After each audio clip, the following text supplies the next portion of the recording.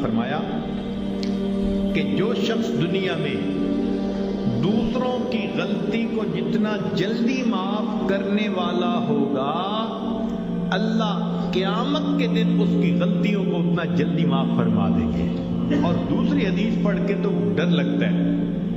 نبی علیہ السلام نے فرمایا کہ اگر کوئی بندہ دوسرے سے غلطی کی معافی مانگے اور فرمایا کہ اگلا کہے میں معاف نہیں کرتا، نبی علیہ السلام نے فرمایا یہ جو کہہ رہا ہے نا میں معاف نہیں کرتا، یہ قیامت کے دن میرے سامنے حوض کوثر پہ حاضر نہ ہو۔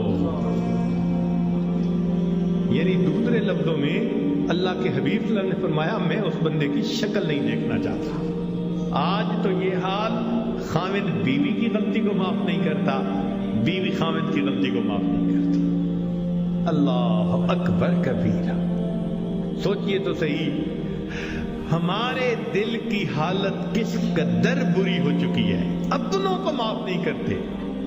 ایک بزرگ تھے، حج کے سفر پر گئے، ان کے ہاتھ میں ایک تھیلا تھا، اس میں ان کے پیسے بھی تھے، سارا کچھ تھا۔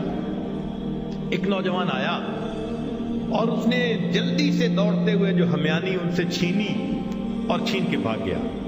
اللہ کی شان کہ جس نے ہمیانی چھینی تھی نا، یہ تھوڑی دور آگے گیا تو اچانک اس کی آنکھوں کی بینائی چلی گئی۔ کئی دفعہ ہوتا ہے نا، بیٹھا ہوا آدمی اٹھے تو آنکھوں میں اندھیرا آ جاتا ہے، تو اس کی بھی ایسی حالت ہوئی کہ اس کی آنکھوں میں اندھیرا، بینائی چلی گئی۔ لو جی، اس نوجوان نے تو رونا شروع کر دیا۔ لوگوں نے پوچھا کیوں روتے ہو؟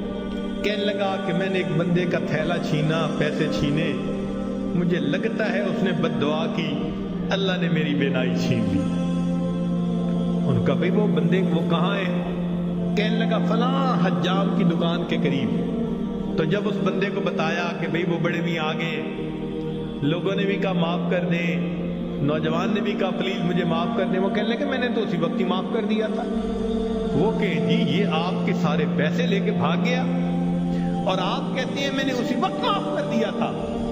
وہ کہنے لگے ہاں مجھے خیال آیا تھا جس کی وجہ سے میں نے اسی وقت معاف کر دیا تھا۔ تو لوگوں نے پوچھا کیا خیال آیا تھا؟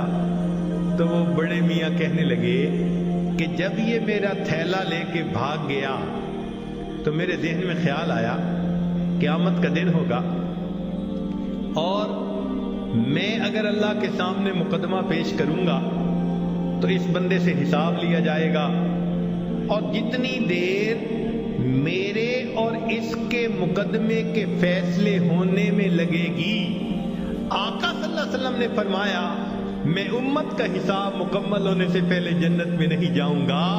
تو خیال آیا کہ جتنی دیر میرے مقدمے میں لگے گی، میری وجہ سے میرے آقا صلی اللہ علیہ وسلم کو جنت میں جانے میں دیر لگے گی، میں نے معاف کر دیا، نہ مقدمہ پیش ہوگا نہ میری وجہ سے میرے آقا کو دیر لگے گی۔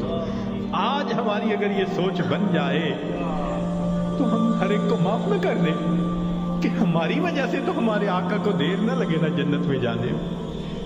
ہم بھی اپنے گھروں میں اپنی بیٹی کو، اپنے بیٹے کو، اپنی بیوی کو، اپنے بھائی کو غلطیاں ہو جاتی ہیں، باتیں ہو جاتی ہیں، تو بجائے دلوں میں کینہ رکھنے کے اور بجائے دلوں کے اندر دشمنی پالنے کے، ہم اللہ کے لیے معاف کرنے کی عادت ڈالیں۔ یہ نبی علیہ السلام کی عادت مبارکہ ہے۔ اللہ ہمیں اس سنت پر عمل کرنے کی توفیق عطا فرمائے، اور اس کے بدلے اللہ قیامت کے دن ہمارے قصوروں کو معاف فرما دے۔ میرے دوستو، ہم اس کے زیادہ محتاج ہیں۔ دوسرے نے تو ایک غلطی کی ہوگی اور ہم نے پتہ نہیں اللہ کے کتنے گناہ کیے ہیں۔